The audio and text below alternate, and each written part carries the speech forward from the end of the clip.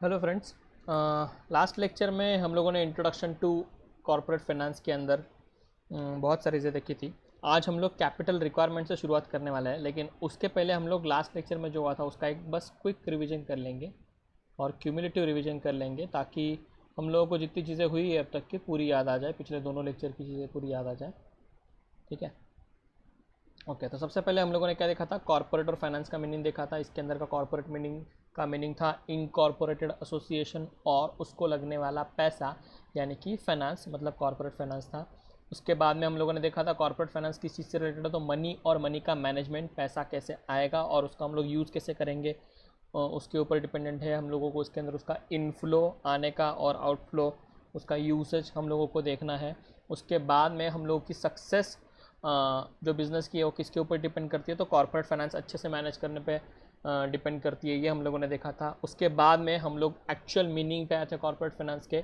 जो corporate finance के actual meaning पे आए थे उसके अंदर हम लोगों ने देखा था कॉर्पोरेट फाइनेंस मतलब क्या, रेजिंग ऑफ कैपिटल और यूजिंग ऑफ कैपिटल होता है, या फिर रेजिंग ऑफ फाइनेंस और यूजिंग ऑफ फाइनेंस होता है। रेजिंग मतलब पैसा हम लोग कहाँ से ला रहे हैं, कौन से सोर्सेज से पैसा ला रहे हैं वो है, और हम लोग उसका इन्वेस्टमेंट या फिर स्पेंडिंग कहाँ पे कर रहे हैं वो आएगा। फिर उसके अंदर हम लोगों ने देखा था कि इसके अंदर हम लोग बस रेजिंग और यूजिंग नहीं देखते, तो रेजिंग के अंदर हम लोग और डिटेल में जाते हैं, जिसको हम लोग बोलते हैं कैपिटल स्ट्रक्चर्स, यानी कि हमारा कौन से अलग अलग सोर्सेज से कैपिटल का पूरा स्ट्रक्चर बना हुआ है वो हम लोग देखते हैं, और हर तरह की इन्वेस्टमेंट हम लोग कहाँ पे करने वाले हैं वो भी हम लोग देखते हैं। फिर हम लोग डेफिनेशन पे गए थे।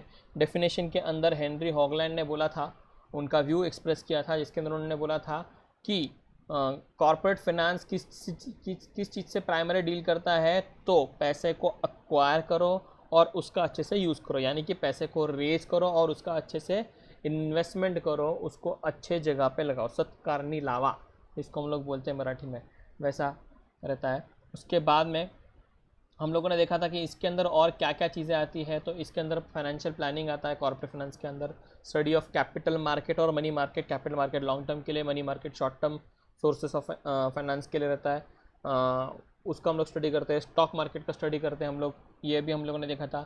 इसके अंदर कैपिटल फॉर्मेशन, जो हम हमारे पिछले कुछ प्रॉफिट हम लोग वापस यूज़ करेंगे वो भी आता है। उसके साथ में हम लोग अगर फॉरेन से कहीं से इन्वेस्टमेंट लाते हैं तो वो भी कॉर्पोरेट फाइनेंस का ही पार्ट है, ये हम लोगों ने देखा था। उसके बाद में हम लोगों ने देखा था कि फाइनेंस मैनेजर कौन सी चार चीज़ें इंश्योर करेगा।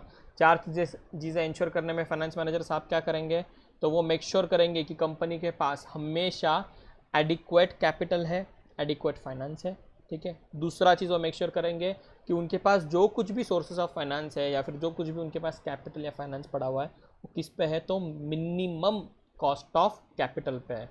ठीक है, उसके बाद में वो तीसरी चीज़ इंश्योर करेंगे कि जितना भी पैसा उन्होंने लिया हुआ है बाहर से, जितना भी कैपिटल उन्होंने रेज किया हुआ है, फाइनेंस से रेज किया हुआ है, वो क्या किया हुआ है, उन्होंने इफेक्टिवली यूटिलाइज किया है। वेस्टफुल एक्सपेंडिचर, वेस्टफुल इन्वेस्टमेंट उन्होंने की हुई नहीं है, ये मेक श्योर करेंगे। और अल्टीमेट एम उनका क्या रहेगा कि मैक्सिमम रिटर्न उनको किसको देना है, कंपनी के ओनर्स को, मालिक लोगों को, उसको क्या करना है, सबसे ज़्यादा रिटर्न देना है, ये वो मेक श्योर करेगा। उसके बाद में हम लोगों ने देखा था क्या, तो फाइनेंशियल डिसीजन, कॉर्पोरेट फाइनेंस के अंदर मेनली दो तरह के डिसीजन लिए जाते हैं। उसके अंदर का पहला डिसीजन होता है फाइनेंशियल डिसीजन। फाइनेंशियल डिसीजन मतलब आपके पास वेरियस तरह के सोर्सेज से आप कैपिटल रेज कर सकते हो, उसमें से कौन से सोर्स से आपने कैपिटल लेना है वो आपके ऊपर डिपेंड करता है। वो आप डेट से भी ले सकते हो या फिर इक्विटी से ले सकते हो। डेट के अंदर आपके 3-4 टाइप से आपके पास अवेलेबल है, बहुत सारे टाइप्स अवेलेबल है, 3-4 मेन टाइप्स है, बैंक लोन और डिबेंचर्स है और डिपॉजिट्स है, बॉन्ड्स है, ये आपके 4 टाइप्स अवेलेबल है। और इक्विटी के अंदर 2 टाइप आपके पास अवेलेबल है, एक इक्विटी शेयर्स है और दूसरा प्रेफरेंस शेयर्स है। इसके बाद में इसके और सब टाइप्स आते हैं इक्विटी कैपिटल के अंदर, वो हम आगे जाकर देखेंगे, कुछ एम्प्लॉयज़ के साथ में रिलेटेड रहते हैं वो। और क्या करेंगे, इसके अंदर हम लोग मेक श्योर करेंगे फाइनेंशियल डिसीजन अच्छे से लेकर कि हमारे पास एडिक्वेट पैसा है, हमको पैसा कभी भी कम नहीं रहेगा, हम लोग वेल कैपिटलाइज्ड रहेंगे, ये हम लोग मेक श्योर करेंगे। उसके बाद में हम लोगों ने देखा था इन्वेस्टमेंट डिसीजन। इन्वेस्टमेंट डिसीजन हम लोग क्या करते हैं, तो हम लोगों के पास जो पैसा आ चुका है हम लोग उसको कहीं ना कहीं पे लगाने वाले हैं। वो पैसा जहाँ पे लगाने वाले हैं वो कैसी जगह होनी चाहिए, अच्छी जगह होनी चाहिए, उस पर पैसे का हम लोगों को रिटर्न मिलना चाहिए। कैसा रिटर्न मिलना चाहिए, तो जो हमारी कॉस्ट ऑफ कैपिटल है उससे ज़्यादा रिटर्न होना चाहिए, उससे कम रहा तो हम लोग लॉसेस में जाएंगे, उससे ज़्यादा रहा तो हमको प्रॉफिट मिलेगा। ये हम लोगों ने मेक श्योर करना चाहिए। और दूसरी चीज़, हम लोगों ने पैसा सिस्टमेटिकली लगाना चाहिए, ऐसे ही रैंडम वैसे पैसा लगाना चाहिए नहीं, प्रॉपर कैलकुलेशन करके अच्छे से सब चीज़ें करनी चाहिए। इसको ही हम लोग बोलते हैं, ये प्रॉपर कैलकुलेशन करके प्रॉपर इन्वेस्टमेंट करने को हम लोग बोलते हैं कैपिटल बजटिंग। वो भी हम लोगों ने सीखा था। फिर उसके बाद में हम लोग आए थे इंपॉर्टेंस ऑफ फिनेंस के अंदर। इंपॉर्टेंस ऑफ फिनेंस के बारे में मैंने आपको एक चीज़ कोट की थी जो आपके पिछले पुराने पोर्शन के अंदर थी। फिनेंस को हम लोग लाइफ ब्लड ऑफ बिजनेस बोलते हैं। लाइफ ब्लड ऑफ बिजनेस मतलब क्या, तो ये ब्लड जैसा काम करता है हमारे बॉडी में। जितना ब्लड इंपॉर्टेंट है वैसा ही इंपॉर्टेंट हमारे लिए क्या है, फाइनेंस भी है। इसलिए इसको बोला गया हुआ है क्या है, वो अटमोस्ट इम्पॉर्टेंट है, सॉरी अटमोस्ट इम्पॉर्टेंट है, ये बोला गया हुआ है। फिर उसके बाद में उन्होंने हम लोगों को एक्सप्लेनेशन दिया था कि किस किस तरह से हम लोगों को कॉर्पोरेट फाइनेंस हेल्प करता है। तो उसके अंदर सबसे पहली चीज़ बोली थी उन्होंने क्या, it is difficult to perform any function of business enterprises independently without finance. मतलब कोई भी फंक्शन अगर आपको बिजनेस का करना है, परचेस का, सेल का, प्रोडक्शन का, मार्केटिंग का, डिस्ट्रीब्यूशन का, कोई भी तरह का, तो आपको उसके लिए सबसे पहला रिक्वायरमेंट क्या रहेगा, प्राइमरी रिक्वायरमेंट क्या रहेगा, आपके पास क्या होना चाहिए, फाइनेंस होना चाहिए। आपका प्राइमरी उसके अंदर रिक्वायरमेंट रहने वाला है। फिर उसके बाद में हम लोगों ने देखा था क्या होता है हम लोगों को, और फाइनेंस किस चीज़ में हेल्प करता है, तो raising of capital for project में हेल्प करता है। फाइनेंस का मेन काम जो उसका अल्टीमेट एम है क्या है, कि बिज़नेस के लिए फाइनेंस रेज करे और वो पैसा बिज़नेस के अंदर, प्रोजेक्ट के अंदर यूज़ करे, वो रहता है। फिर उसके बाद में हम लोगों ने देखा था हमको फाइनेंस क्या करता है, रिसर्च एंड डेवलपमेंट में हेल्प करता है। रिसर्च एंड डेवलपमेंट तो कौन सी तरह की, दो तरह की, एक साइंटिफिक रिसर्च एंड डेवलपमेंट में, और दूसरा जो मार्केट सर्वे वगैरह वाली रिसर्च है। प्रोडक्ट लॉन्चिंग के पहले हम लोग करते हैं, प्रोडक्ट बाज़ार में चलेगा नहीं चलेगा हम लोग उसके लिए करते हैं, उसकी डेवलपमेंट के लिए करते हैं। उसके अंदर हमको क्या करना पड़ता है, बहुत लेंदी प्रोसेस होता है ये, तो इसके अंदर हम लोगों को बहुत दिनों तक पैसा इन्वेस्ट करना पड़ता है, और उसका रिटर्न जब प्रोडक्ट हाथ में आ जाएगा उसके बाद में हमको मिलता है, तब तक हमको उसका 1 रुपये का रिटर्न मिलने वाला नहीं होता है।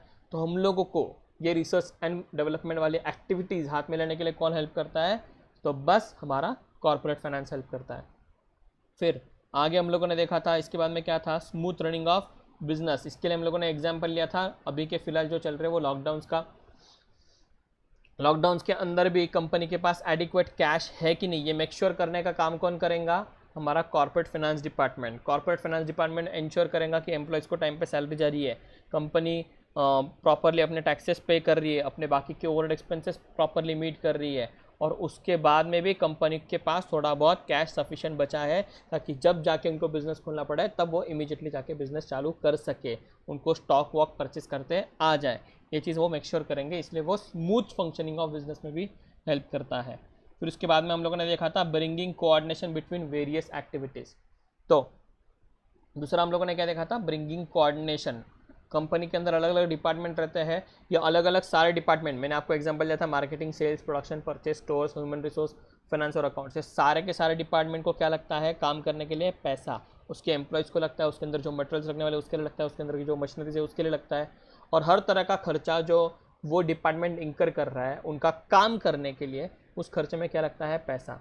तो ये पैसा कौन देता है उनको, finance department, corporate finance department. और ये कॉर्पोरेट फाइनेंस डिपार्टमेंट क्या मेक श्योर करता है कि सारे जो हमारे डिपार्टमेंट्स है वो एक ही तरह से चल रहे हैं, कोऑर्डिनेटेड वे से चल रहे हैं। कोई अलग एस्टिमेट पे काम कर रहा है, कोई अलग एस्टिमेट पे काम कर रहा है, इस तरह से नहीं हो रहा है। मार्केटिंग ने कुछ अलग बजट दिया है, प्रोडक्शन कुछ अलग बजट दे रहा है, परचेस कुछ अलग बजट दे रहा है, स्टोर्स कुछ अलग काम कर रहा है, इस तरह से नहीं हो। ये कौन मेक श्योर करेगा, हमारा फाइनेंस डिपार्टमेंट।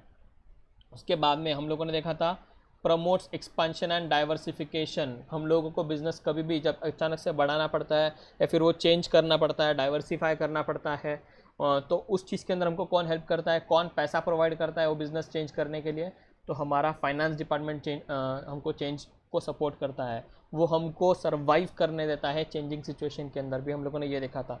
फिर उसके बाद में मैनेजिंग रिस्क का हम लोगों ने पॉइंट देखा था। मैनेजिंग रिस्क के अंदर बहुत अलग तरीके की रहेंगी। मैंने एग्जांपल लिया था आपको कोविड-19 का, जो अभी फिलहाल पैंडेमिक चल रहा है, महामारी चल रही है, उसका लिया था एग्जांपल। उसके अलावा अर्थक्वेक हो सकता है, नेचुरल कैलामिटी हो सकती है, कोई भी सुनामी हो सकता है, कोई टेररिस्ट अटैक वगैरह, कोई भी तरह के जो रिस्क रहेगा आपके ऊपर, वो सारे की सारी रिस्क मैनेज करने का काम करेगा। मैंने आपको एक वर्ड बोला था इसके अंदर, मिटिगेशन ऑफ रिस्क, यानी कि रिस्क कम करने में आपको हेल्प करने वाला है। कौन करने वाला है, तो हमारा कॉर्पोरेट फाइनेंस डिपार्टमेंट। उसके बाद में हम लोगों ने देखा था रिप्लेसमेंट ऑफ ओल्ड एसेट। इसके लिए हम लोगों ने एग्जांपल लिया था व्हीकल का। कुछ सालों के बाद में गाड़ी खराब हो जाती है, उसका एवरेज कम हो जाता है, उसके अंदर मेंटेनेंस का एक्सपेंस ज़्यादा आता है, इससे बेटर हम उसको क्या करते हैं, उस गाड़ी को डिस्कार्ड कर देते हैं, स्क्रैप कर देते हैं या फिर रीसेल कर देते हैं और दूसरी गाड़ी लेते हैं जो कि हम लोगों के ऑपरेशनल एक्सपेंसेस, पेट्रोल के, उसके रिपेयर एंड मेंटेनेंस के, ये सारे एक्सपेंसेस उसके कैसे रहेंगे, थोड़े से कंट्रोल में रहेंगे और परफॉर्मेंस भी अच्छा रहेगा, वेस्टफुल परफॉर्मेंस उसका नहीं रहेगा, चीज़ें ज़्यादा कंज्यूम वो करेगा नहीं।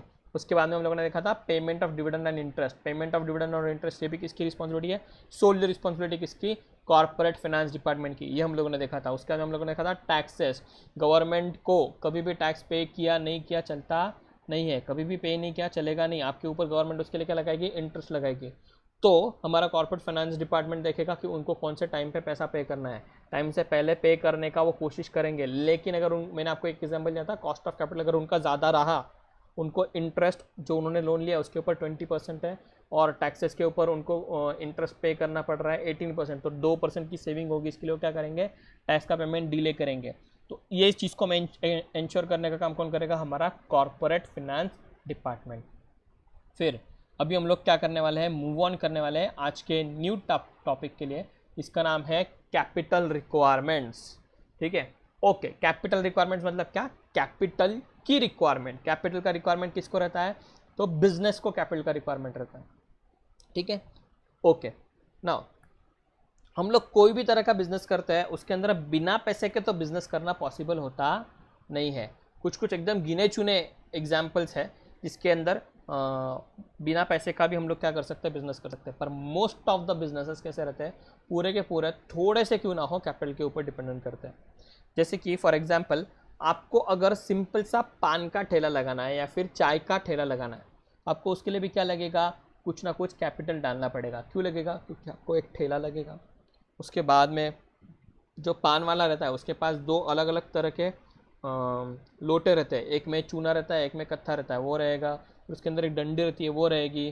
फिर उसको पान काटने के लिए कैंची लगती है, वो रहेगी। उसके पास अलग अलग तरीके के बहुत सारे डब्बे रहते हैं, चेरी का डब्बा रहता है, वो कुछ अलग पत्ती रहती है उसका डब्बा रहता है, वो खोबरा वोबरा बहुत सारी चीज़ें डालते हैं उसका डब्बा रहता है, कुछ प्लेट रहती है। आजकल हर पान वाले के पास फ्रिज रहता है, सिल्वर फॉइल लगाना पड़ता है उनको, और बहुत सारी चीज़ें रहती है जिसके लिए उनको क्या लगता है भाई, अलग अलग तरीके की चीज़ें लगती है। और वो चीज़ क्या करती है, उनको हेल्प करती है किस चीज़ में, तो उनका पान बनाने में, पान का प्रोडक्शन करने में। प्रोडक्शन आपको भले ही गलत वर्ड लगेगा इसके लिए, लेकिन वो पान आपको बना कर दे रहे तो क्या कर रहे हैं, प्रोडक्शन कर दे रहे हैं।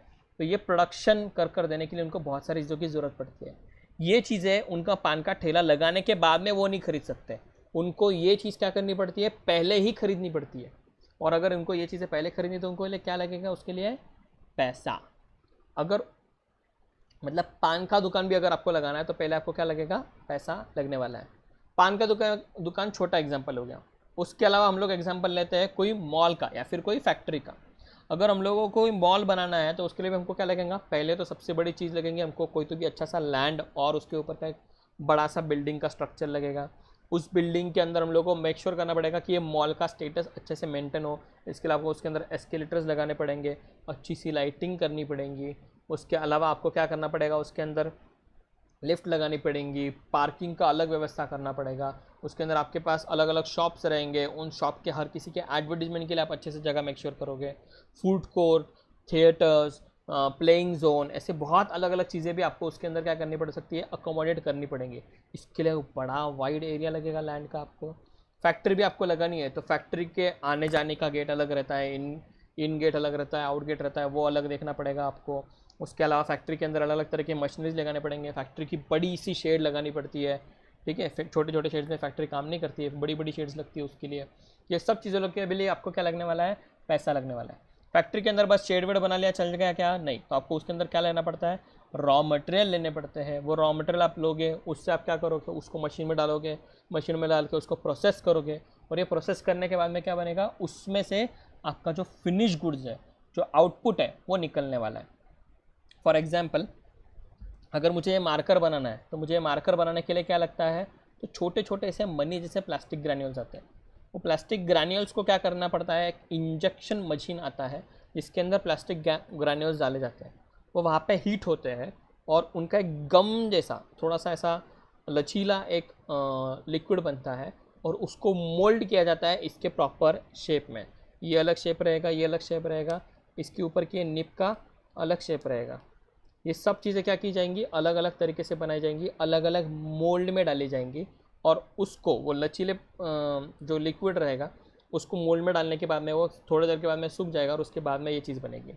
तो हमको ये मार्कर बनाने के लिए क्या क्या लगेगा, तो इंजेक्शन मशीन लगेंगी, प्रॉपर फैक्ट्री का शेड लगेगा, उसके साथ में अलग अलग मोल्ड्स और डाइज लगेंगे, उसके साथ में हमको क्या लगेगा, कुछ चिलर मशीन वगैरह भी लग सकता है, ठीक है। और मेन चीज़ हमको लगेगा प्लास्टिक ग्रैन्यूल्स। प्लास्टिक ग्रैन्यूल्स भी एक कलर के आएंगे, तो ये उसके अंदर कलर एडिसिव डालना पड़ेगा। ये वाइट कलर हो गया, ये ब्लैक कलर हो गया, ये हमको बहुत सारी चीज़ें लगेंगी, ठीक है। तो ऐसे कोई भी बिज़नेस चालू करने के लिए हमको क्या लगता है, बहुत अलग अलग चीज़ें खरीदनी पड़ती है, और ये बहुत अलग अलग चीज़ें खरीद कर हम लोग हमारा जो सर्विस ऑफ़र करने वाले, जो बिज़नेस ऑफ़र करने वाले हैं, वो हम लोग कर सकते हैं, ठीक है। तो ये सब चीज़ें आपको परचेस करने के लिए क्या लगने वाला, पैसा। लेकिन कितना लगेगा, कैसा लगेगा, कौन से टाइप का हमको पैसा चाहिए, ये हम लोगों को सब चीज़ें समझनी पड़ती है। कॉरपोरेट फाइनेंस डिपार्टमेंट को एटलीस्ट क्या करना पड़ता है, ये सारी चीज़ें समझनी पड़ती है कि उनको किस तरह से पैसा लगने वाला है। कोई कोई पैसा ऐसा रहता है जो एक बार आपका एक जगह पे इन्वेस्ट हो गया कि वो वहाँ से जल्दी वापस आने वाला नहीं है, और कोई कोई पैसा इस तरह से होता है कि जो एक बार आपने एक जगह पे डाला कि उससे वो दूसरा रूप लेगा, दूसरे से तीसरा लेगा, तीसरे से चौथा रूप लेगा। फॉर एग्जाम्पल, ठीक है, मेरा डेयरी प्रोडक्ट्स का बिजनेस है, तो हमको क्या करना पड़ता है, सबसे पहले इंपॉर्टेंट चीज़, हम लोगों के पास अगर पैसा है तो हमको क्या करना पड़ता है, उससे हम लोग दूध खरीदते हैं। मतलब मेरा जो कैश था वो मैंने क्या किया, वो मेरे डेयरी वाले को दिया, उसको कैश देने के बाद में उसने मुझे क्या दिया, उसके बदले में दूध दिया, ठीक है। मतलब अभी मेरा जो पैसा था वो क्या हो गया, कन्वर्ट हो गया, किस में, दूध में, बराबर। मतलब मेरे स्टॉक में कन्वर्ट हो गया। अभी ये स्टॉक में कन्वर्ट हुआ कैश मेरा क्या हो जाएगा, आगे जाके मैं उसको प्रोसेस करूँगा, उस दूध से मैं दही बना सकता, श्रीखंड बना सकता, चीज़, पनीर, बटर, चाहिए घी, हर चीज़ बना सकता, ठीक है। ये सब चीज़ें बना के मैं क्या करूँगा, मतलब ये मेरा क्या बन गया, अभी रॉ मटेरियल था पहले दूध, रॉ मटेरियल से क्या चेंज हो गया, अभी इसका ट्रांसफॉर्मेशन किस में हो गया, फिनिश गुड था। पहले कैश था, कैश से क्या बन गया, रॉ मटेरियल, रॉ मटेरियल से क्या बना, अभी फिनिश गुड्स। अब ये जो मेरे फिनिश गुड्स बने, दूध, दही, श्रीखंड, चीज़ वीज़, जो कुछ भी मैंने उससे आउटपुट निकाला रहेगा वो, ये मैं क्या करूँगा, किसको दूंगा, तो मेरे डेटर को सेल करूँगा। डेटर मुझे इमीडिएटली पैसा देगा, क्या, शायद दे भी दे, शायद ना भी दे। अगर इमीडिएटली पैसा दे दिया उसने तो क्या कन्वर्ट हो जाएगा, वो कैश में कन्वर्ट हो जाएगा, है कि नहीं।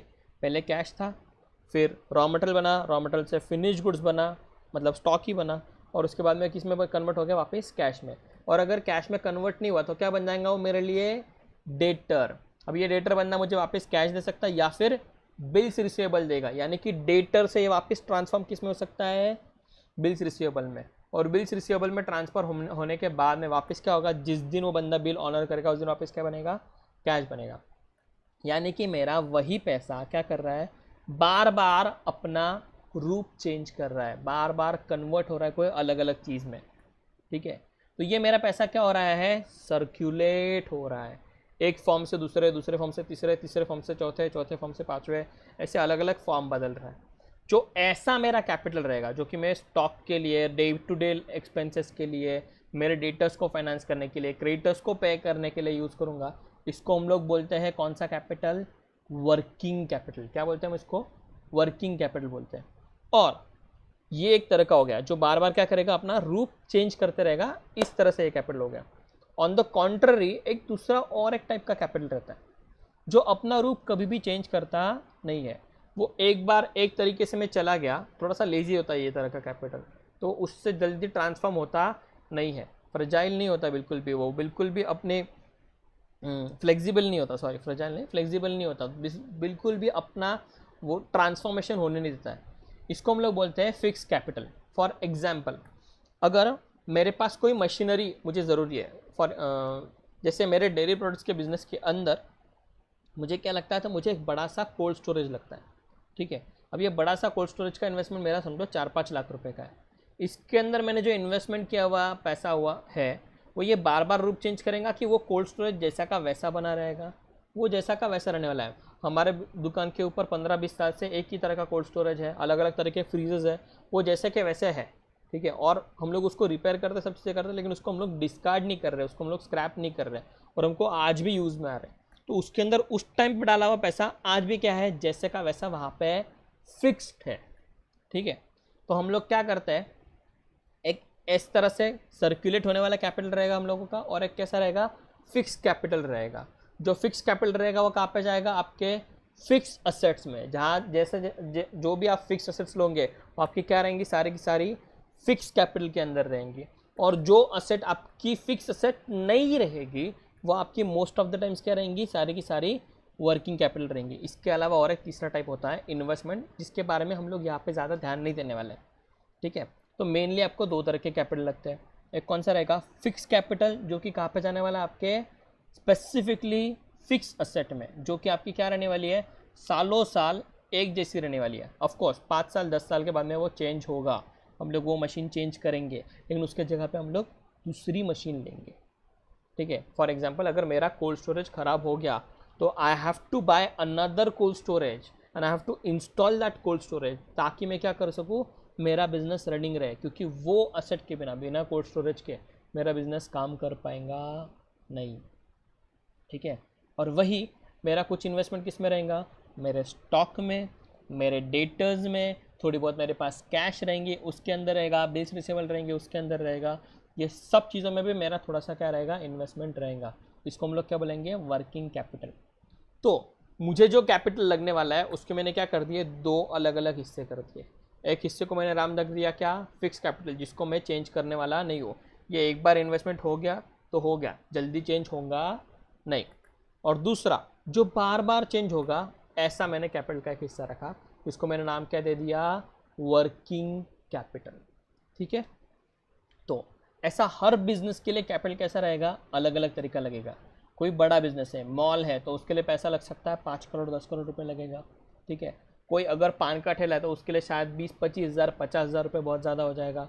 लेकिन अगर वो तारांगन प्लान जैसा पान जैसा रहेगा तो उसके लिए शायद 4-5 लाख रुपए लगेगा, क्योंकि उनके बोर्ड वोर्ड उसका खर्चा ही, जो उनके आगे काउंटर के टेबल्स रहते हैं उसका सब चीज़ों का खर्चा भी करीब 3-4 लाख रुपए कैश चला जाता है। तो अलग अलग तरीके के मेरा इन्वेस्टमेंट हो सकता है कैपिटल के अंदर, किसी का फिक्स में ज़्यादा रहेगा, किसी का वर्किंग कैपिटल में ज़्यादा रहेगा। ये डिपेंड करेगा बहुत सारे अलग अलग फैक्टर्स के ऊपर, जैसे आपका नेचर क्या है, आप होलसेलर हो, ट्रेडर हो कि रिटेलर हो, ये हम लोग देखेंगे। आपका बिजनेस कितना बड़ा है, उसके अंदर वॉल्यूम ज़्यादा है क्या सेल का कि कम है, वो हम लोग देखेंगे। आपके पास स्टॉक ज़्यादा रह रहा है कि नहीं रह रहा है, आप फेमस हो कि नहीं हो, ये बहुत अलग अलग चीज़ें हम लोग क्या करेंगे, देखेंगे। आगे जाके हम लोगों को यही चीज़ें डिटेल में पढ़नी है। इसके पहले हम लोग क्या करते हैं, बस कैपिटल रिक्वायरमेंट का पैराग्राफ थोड़ा सा समझ लेते हैं।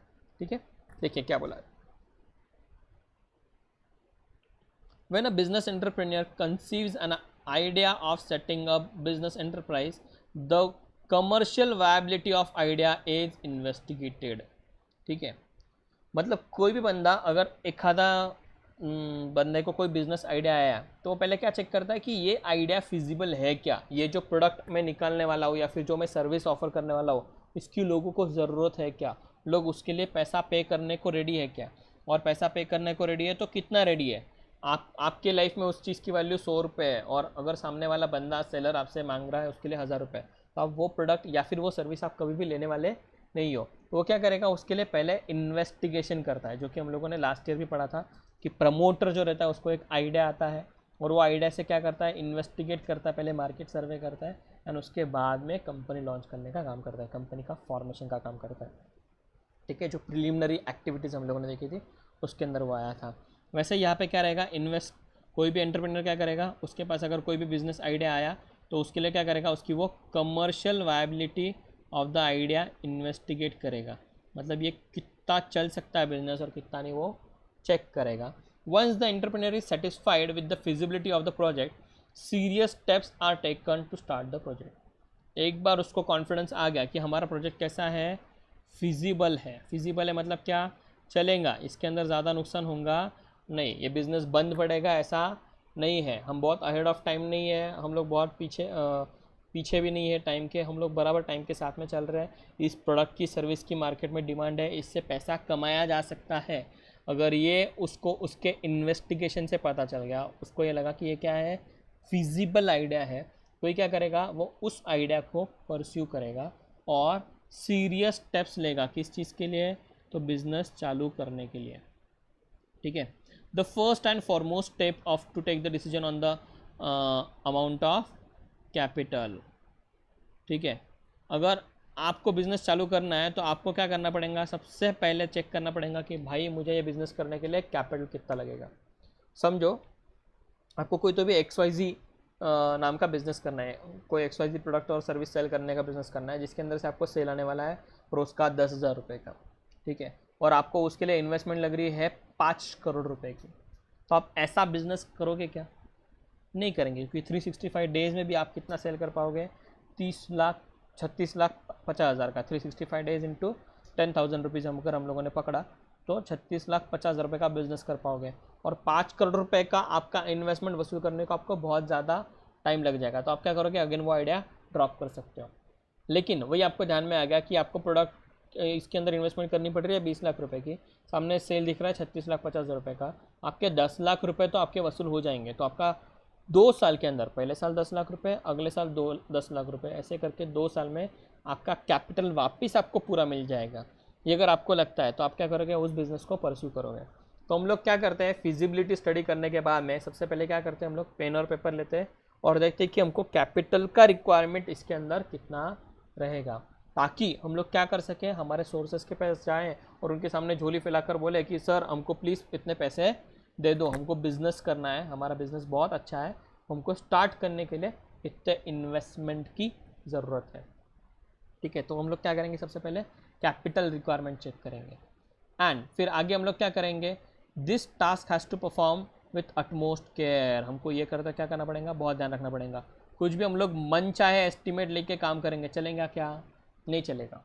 हम लोगों को कैसे एस्टिमेट रहने पड़ेंगे? रीजनेबल। कोई तो भी सादी सी, अगर मैं चाय की टपरी सोच रहा हूँ, उसके अंदर मैं जो मेरे बर्तन है उसका ही मेरा इन्वेस्टमेंट मैं पकड़ता हूँ 5 लाख रुपए, सादी चाय की टपरी डालने के लिए मैं अगर 5 लाख रुपए का इन्वेस्टमेंट सोचता हूँ तो ये मेरा फुलिशनेस है। ठीक है, मेरा सादे चाय की टपरी के अंदर बर्तनों में कितना इन्वेस्टमेंट होना चाहिए? 1,000, 2,000, 3,000 बहुत हो गया, 5-10 हज़ार भी नहीं होने चाहिए। छोटे छोटे क्लास के ग्लासेस लगते हैं, एक गैस लगता है, शेगड़ी लगती है, फिर 1-2 पत्ते लगते हैं, वो चाय का केतली, छन्नी वन्नी, ये सब चीज़ें लगती है। 4-5 हज़ार रुपये बहुत हो गए। अगर मैं 5 लाख रुपये एस्टिमेट कर रहा हूँ उसके अंदर, तो ये मेरा पागलपन है। ठीक है, तो हम लोगों को क्या करना है, वहाँ पे अच्छे से ध्यान रख के, अटमोस्ट केयर लेके क्या करना है, इसका बजटिंग करना है, कितना कैपिटल लगने वाला है इसका हम लोगों को रिक्वायरमेंट निकालना है। ठीक है, इसलिए हम लोग क्या करेंगे, ये कैपिटल का रिक्वायरमेंट हम लोगों का जानने के लिए एक अलग हम लोग क्या करेंगे, फिनेंशियल प्लान बनाएंगे। मतलब हम लोग देखेंगे कि हम लोग आज क्या कर रहे हैं, कितना पैसा डाल रहे हैं। समझो आज हम लोग डाल रहे हैं 50 लाख रुपया कोई तो भी बिज़नेस के अंदर, तो ये पैसा हमको कैसा लगने वाला है, सारा का सारा 50 लाख रुपये एक ही दिन में लग जाने वाला? क्या नहीं। समझो हमको बिल्डिंग बनाने चाहिए, बिल्डिंग बनाने में थोड़ा थोड़ा थोड़ा करके टाइम लगेगा, उसके अंदर थोड़ा थोड़ा करके पैसा लगेगा। फिर उसके अंदर हम थोड़े दिन से जब बिल्डिंग बन जाएंगी तब मशीनरीज लेंगे, मशीनरीज आने के बाद में वो इंस्टॉल होंगे, उसके ट्रायल रन होंगे, उसके बाद हम लोग रॉ मटेरियल लेंगे, उसको हम लोग प्रोसेस करेंगे, प्रोसेसिंग का जो टाइम लगेगा, उसके बाद में हम लोग क्या बनेंगे, फिनिश गुड्स। फिर वो फिनिश गुड्स हम लोग लेकर भेजेंगे, फिर उसके बाद में हमको पैसा आना चालू होगा। तो हम लोग देखेंगे कि हमारा प्रोडक्शन साइकिल किस तरह से है, हम लोगों को कितना टाइम लगेगा बिज़नेस चालू करने के लिए, कमेंसमेंट ऑफ बिज़नेस के लिए। ठीक है, और उसके हिसाब से हम लोग क्या करेंगे, एक फाइनेंशियल प्लान बनाएंगे। और वो फाइनेंशियल प्लान किसके हिसाब से बनाएंगे, तो आज के डेट के हिसाब से बनाएंगे क्या? नहीं, मुझे अगर नया बिज़नेस करना है उसके लिए मुझे टाइम लगने वाला है थोड़ा सा बिज़नेस सेटअप करने के लिए, तो मैं देखूंगा कि साल भर के बाद में, समझो कि मुझे साल भर का टाइम लग रहा है सेटअप करने के लिए, तो साल भर के बाद में मेरी रिक्वायरमेंट क्या रहेंगी। फॉर एग्जांपल मैं आज 50 रुपये, मुझे समझो होटल बनाना है, उसका स्टील का शेड बनाना है, तो मैं आज 55 रुपये किलो के हिसाब से स्टील लेके आ जाऊँगा, लोखंड लेके आ जाऊँगा और उससे शेड बनाने की कोशिश करूँगा। लेकिन बनने में टाइम लगना है, शायद ऐसा हो सकता है कि 2-3 महीने के बाद में, जब तक मेरे को वो स्ट्रक्चर बनाने आएगा तब तक 70-80 रुपये या फिर 100-110 रुपये रेट हो चुका होगा, तो मेरा बजट कैसा हो जाएगा, डबल। तो मैंने हमेशा क्या करना है, ध्यान रखना है कि मैं फाइनेंशियल प्लान बनाते वक्त क्या करूँगा, फ्यूचर के रिक्वायरमेंट के हिसाब से करूँगा, फ्यूचर के जो बिज़नेस रिक्वायरमेंट रहेंगे उसके हिसाब से फाइनेंशियल प्लानिंग करूँगा, और उसके हिसाब से ध्यान रख के अटमोस्ट केयर से क्या करूँगा, अमाउंट ऑफ कैपिटल रिक्वायरमेंट निकालूंगा। ठीक है, आगे देखो क्या बोला है। 10 while deciding about the volume of capital requirement an entrepreneur has to take into consideration fix capital requirement and working capital requirement. अब मुझे जो कैपिटल भी लगने वाला है इसके अंदर मैं क्या देखूंगा कि भाई मेरे को इसके अंदर सेग्रीगेट कर कर समझना है इसको। कौन सा? एक फर्स्ट सेग्रीगेशन रहेगा मेरा इसमें फिक्स कैपिटल में, दूसरा सेग्रीगेशन रहेगा किसमें? वर्किंग कैपिटल में। फिक्स मतलब कौन सा? जो मुझे फिक्स्ड असेट के अंदर इन्वेस्ट करना है, और जो मेरा वर्किंग कैपिटल रिक्वायरमेंट रहेगा किसमें इन्वेस्ट करना है मुझे? स्टॉक, डेटर्स, कैश, क्रेडिटर्स, इन लोगों में इन्वेस्ट करना है। यानी कि मैं इसको क्या बोल सकता हूँ? करंट असेट्स में मुझे इन्वेस्ट करना है। फिक्स असेट और करंट असेट, इसके हिसाब से मैं क्या करूँगा, मेरा फिक्स कैपिटल का रिक्वायरमेंट कितना है वो देखूंगा और वर्किंग कैपिटल का रिक्वायरमेंट कितना है वो देखूंगा। अब मैंने ये देख लिया, ठीक है, तो उसके बारे में क्या करूँगा वो समझने के लिए, सॉरी, ये मैं डिसाइड करने के लिए क्या करूँगा, थोड़ा सा फिक्स कैपिटल को और वर्किंग कैपिटल को अच्छे से समझने की कोशिश करूँगा। वो अच्छे से समझने के लिए मेरे को क्या क्या लगेगा ये हमको अभी अगले चीज़ में देखना है, अगले पॉइंट में हम लोगों को देखना है। अगला पॉइंट देखो क्या बोला हुआ है हम लोगों को, फिक्स कैपिटल के बारे में बोला हुआ है, ठीक है, ओके। देखिए क्या बोला है, fix capital is the capital which is used for buying fix asset. ठीक है, फिक्स कैपिटल कौन सा कैपिटल है जो हम लोग यूज़ कर रहे हैं किसके लिए? बाइंग ऑफ फिक्स असेट के लिए। कोई भी दूसरे चीज़ के लिए कर रहे हैं क्या हम लोग? नहीं। फिक्स असेट बाय करने के लिए यूज़ करने वाला जो पैसा है वो हमारा क्या रहेगा? सारा का सारा फिक्स कैपिटल रहेगा। एक मिनट होल्ड कीजिए। It is use for buying fix asset. अब फिक्स्ड असेट मतलब क्या होता है पहले हमको वो समझना ज़रूरी है। असेट मतलब हमको पता है, असेट मतलब कौन सी चीज़? जो कि चीज़ के अंदर हम लोग पैसा डालेंगे तो उसमें से हम लोग क्या करने वाले हैं, कुछ ना कुछ बेनिफिट लेने की कोशिश करेंगे, कुछ ना कुछ बेनिफिट कंज्यूम करने की कोशिश करेंगे, ठीक है, या फिर उस चीज़ को हम लोग बाय करके रीसेल करने की कोशिश करेंगे, उसको हम लोग क्या बोलते हैं? हमारा असेट। लेकिन अभी ये फिक्स असेट मतलब क्या होता है? तो ये एक असेट ही है जिसके अंदर से हम लोग बेनिफिट लेने की कोशिश करेंगे, लेकिन कैसे पीरियड के लिए? तो लॉन्गर पीरियड ऑफ टाइम के लिए। अगर आप ये देखेंगे फिक्स असेट का डेफिनेशन देखेंगे तो उसके अंदर वो 3-4 पॉइंट्स दिए हुए हैं। पहली चीज़ है वो हेल्ड फॉर बिजनेस होती है, ठीक है, अगर आप बिजनेस के लिए असेट ले रहे हो तो ही वो क्या रहेंगे? आपके फिक्स असेट कहलाएंगी। अगर आप अपने पर्सनल पर्पस के लिए असेट ले रहे हो, ठीक है, जिसका बिजनेस के साथ कोई लेना देना नहीं है, तो उसको हम लोग क्या बोलेंगे भाई? नुस्ता असेट बोलेंगे, वो भी सादा, फिक्स असेट बोलने वाले नहीं है। तो पहली चीज़ क्या होना चाहिए? वो यूज्ड फॉर या फिर हेल्ड फॉर बिजनेस होनी चाहिए। दूसरी उसका क्या होना चाहिए? उससे बेनिफिट हमको मिलने चाहिए। अगर उससे कुछ बेनिफिट नहीं आ रहा है, हम लोगों ने पैसा दे दिया लेकिन उससे हम लोगों को कुछ बेनिफिट नहीं आ रहा, फालतू का खर्चा हो गया, हम उसको असेट बुला सकते हैं क्या? नहीं, ठीक है, हम शायद उसको खर्चा बुलाएंगे या फिर उसको हम लोग बुलाएंगे लॉस, हम उसको असेट बुलाएंगे नहीं। अगर आपको असेट के लिए क्वालिफाई करना है तो आपको क्या करना पड़ेगा? उसके लिए उसमें से बेनिफिट हो रहा है कि नहीं ये चेक करना पड़ेगा। फॉर एग्जाम्पल, अगर मैंने किसी के साथ में शर्त लगाई, वेजरिंग कॉन्ट्रैक्ट एंटर किया किसी के साथ में कि भाई आज अगर बारिश हुई तो मैं तेरे को 1000 रुपये दूंगा। अब मैं ये 1000 रुपये अगर किसी को दे दूँ, मैं अगर शर्त हार जाता हूँ और मैं किसी को पैसे दे देता हूँ, तो ये मेरे लिए फ्यूचर में कुछ बेनिफिट ला रहा है क्या? नहीं। तो मेरे लिए क्या हुआ? असेट हुआ क्या? नहीं। ये मेरे लिए खर्चा हुआ क्या? मैं खर्चा भी करता हूँ तो उसमें से मैं बेनिफिट लेने की कोशिश करता हूँ, छोटे पीरियड के लिए क्यों ना हो, मैं बेनिफिट लेने की कोशिश करता हूँ। ये भी मेरे लिए क्या हो गया? खर्चा भी नहीं हुआ। ये मेरे लिए क्या हुआ? लॉस, क्योंकि मेरा पैसा भी गया है और मुझे उससे कुछ मिला भी नहीं है। अगर आपका पैसा भी जा रहा है और उससे आपको कोई चीज़ मिल भी नहीं रही तो इसको हम लोग क्या बोलते हैं? लॉस। तो अगर मेरा लॉस नहीं है, मेरा एक्सपेंस नहीं है, मुझे ऐसी चीज़ है जो मुझे बिज़नेस के लिए मैंने ली हुई है और वो मुझे क्या करने वाली है? फ्यूचर में बेनिफिट देने वाली है। फ्यूचर में बेनिफिट देने वाली मतलब कितने पीरियड के लिए बेनिफिट देने वाली है? 1 साल के अंदर बेनिफिट दे दिया सर, चलेगा क्या? नहीं चलेगा। आपको इसने बेनिफिट कितने दिन के लिए देना चाहिए? मोर देन 1 अकाउंटिंग पीरियड के लिए, यानी कि जनरली ये कितना होता है?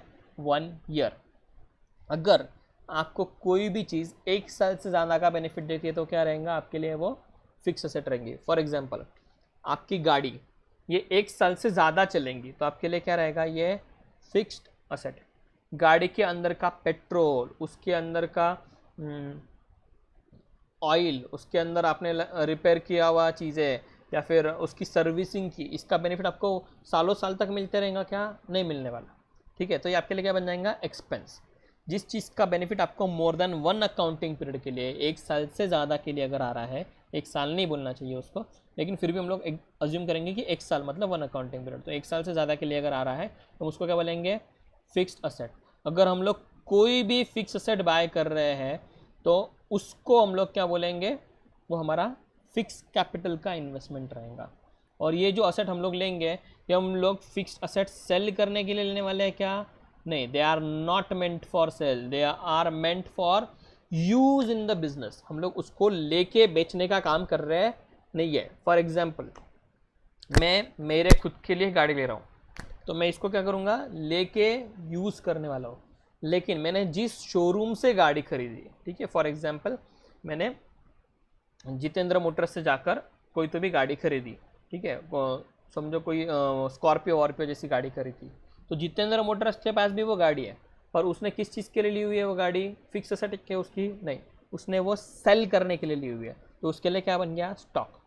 मेरे लिए क्या बन गया वो, मेरे लिए मैंने सेल करने के लिए ली क्या, नहीं, अनलेस एंड अनटिल मैं सेकेंड हैंड कार्स का डीलर हूँ, क्या है मेरे लिए वो फिक्स्ड असेट है जिसको मैं सालों साल यूज़ करूँगा। मैं इतना बादशाही लग के चला क्या कि तुरंत उसको चेंज कर दूंगा, लिया 6 महीने में 2 महीने में उसको बेच दिया वगैरह, ऐसा कुछ करूँगा क्या, नहीं, मैं लूँगा तो साल 2 साल कम से कम यूज़ करूँगा, तो मेरे लिए क्या बन जाएंगी वो फिक्स असेट। ठीक है, तो मेरा जो भी पैसा ऐसे असेट के अंदर जाने वाला है, जो फिक्स असेट का डेफिनेशन क्वालिफाई करता है उसके अंदर जाने वाला है, उसको हम लोग क्या बोलेंगे, फिक्स्ड कैपिटल।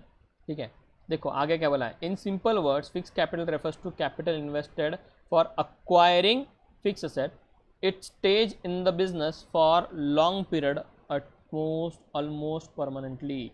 फिक्स असेट कैसा रहता है भाई, बिजनेस में लॉन्ग पीरियड के लिए रहता, ठीक है, और वो लॉन्ग पीरियड कैसा रह सकता, ऑलमोस्ट परमानेंट रह सकता, ठीक है। हाँ, तो जो कुछ भी मैं यहाँ पे बिजनेस के अंदर असेट लेने वाला हूँ, ये लॉन्ग पीरियड के लिए रहेंगी, 1 साल से कम पीरियड के लिए रहेंगी नहीं, 1 साल से ज़्यादा के पीरियड के लिए रहने वाली, पहली बात तो। और दूसरी बात क्या रहेगा उसके अंदर, तो वो ऑलमोस्ट परमानेंटली भी रह सकती। फॉर एग्जांपल, अगर मैं कोई फिक्स असेट मशीनरी वगैरह जैसे लूँ तो वो कभी ना कभी स्क्रैप होगी, अगर मैं लैंड लूँ तो वो परमानेंटली रहेंगी। मेरा कोई असेट है, कोई फैक्ट्री है, या फिर कोई बिल्डिंग है, कोई ऑफिस है, अगर कोई ऐसी चीज़ है तो क्या हो जाएगा, वो परमानेंटली मेरे बिजनेस में रहेंगी। तो परमानेंट भी हो सकती है या फिर थोड़े लॉन्गर पीरियड के लिए रहेंगे, शॉर्ट पीरियड के लिए नहीं रहेंगी, तो उसको हम लोग क्या बोलेंगे, फिक्स्ड असेट। और उसके अंदर लगा हुआ पैसा आपका क्या रहेगा, फिक्स कैपिटल रहेगा। ठीक है, देखो आगे एग्जांपल दिए हुए, example of fix capital R used for purchasing of land and building, furniture, plant and machinery etcetera. जो भी आपके फिक्स्ड कैपिटल फिक्स्ड असेट्स है वो परचेस करने के लिए आपका जो पैसा रहेगा वो सारा क्या रहेगा, आपका फिक्स कैपिटल रहने वाला है। Such a capital is required usually at the establishment. ये कब लगने वाला आपको, मोस्ट ऑफ द टाइम्स आपको कब लगेगा, ये एस्टैब्लिशमेंट में, जब बिजनेस चालू होने वाला होता है, मोस्ट ऑफ द टाइम हम लोगों को तभी फिक्स कैपिटल लगता है। आगे जाके थोड़ा थोड़ा कर हमको फिक्स कैपिटल बढ़ाना पड़ता है, पर मेजर पोर्शन ऑफ द जो कैपिटल रहता है वो कहाँ पे लगता है, हम लोगों को बिजनेस स्टार्ट करते वक्त लगता है। तब समझो अगर मेरे जैसा डेयरी का प्रोडक्ट आपको शुरू करना है, डेयरी का बिजनेस आपको शुरू करना है, तो आपको मेरे जैसे 3-4 टेम्पो, फिर एक शॉप, फिर बहुत सारे फ्रीजेज, एक कोल्ड स्टोरेज, फिर अलग अलग तरह के हमारे पास ट्रेज रहते हैं, वो ये सब चीज़ें आपको इनिशियली इन्वेस्टमेंट करना पड़ेगा। शॉप के अंदर इनिशियली इन्वेस्ट करना पड़ेगा, गोडाउन के अंदर इनिशियली इन्वेस्ट करना पड़ेगा, तो ये आपका इनिशियली इन्वेस्टमेंट ज़्यादा रहेगा। और वही अगर मैं जो डिस्ट्रीब्यूशन का बिजनेस कर रहा हूँ डेयरी प्रोडक्ट के, समझो मेरे पास XYZ कंपनी है, उससे मुझे ABC कंपनी का काम करना है, तो मुझे ज़्यादा कुछ खर्चा करना पड़ेगा क्या, नहीं करना पड़ेगा, मुझे ज़्यादा फिक्स कैपिटल अलग से लेना नहीं पड़ेगा क्योंकि मेरे पास ऑलरेडी है। ठीक है, तो मैं जब उसको थोड़ा सा डाइवर्सिफाई करूँगा या फिर शायद एक्सपांशन करूँगा या फिर प्रोडक्ट चेंज भी करता हूँ थोड़ा बहुत उसी सेगमेंट के अंदर, तो मुझे रिक्वायरमेंट ज़्यादा नहीं रहेगा। लेकिन हम लोगों ने जब 1999 में एस्टेब्लिश किया था, तब हम लोगों को इसके अंदर भी कैपिटल का रिक्वायरमेंट कैसा था, फिक्स कैपिटल का रिक्वायरमेंट ज़्यादा था। ठीक है, तो यूजुअली आपको एस्टेब्लिशमेंट के टाइम पे ये ज़्यादा लगता है, और जब जब कभी भी आप एक्सपांशन करेंगे या फिर आप उसका डाइवर्सिफिकेशन करेंगे, तब भी आपको उसकी उतनी ही ज़रूरत पड़ सकती है।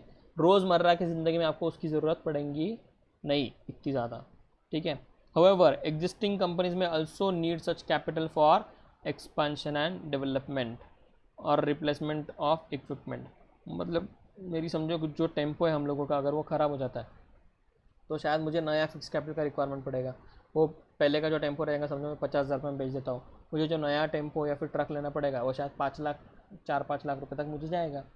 तो मुझे क्या लगेगा, 5 लाख रुपए का अगर मेरा रिक्वायरमेंट है फिक्स कैपिटल का, उसमें से 50,000 रुपये में वो टेम्पो सेल करके ला सकता, और बचा हुआ 4,50,000 रुपये मुझे नया फिक्स कैपिटल इंट्रोड्यूस करना पड़ेगा। इसके लिए मैं क्या करूँगा, शेयर्स इशू कर सकता, डिबेंचर इशू कर सकता, बैंक के पास लोन मांगने जा सकता, ठीक है। और ऐसे बहुत सारे अलग अलग वे से मैं पैसा खड़ा कर सकता, पैसा रेज कर सकता, ठीक है।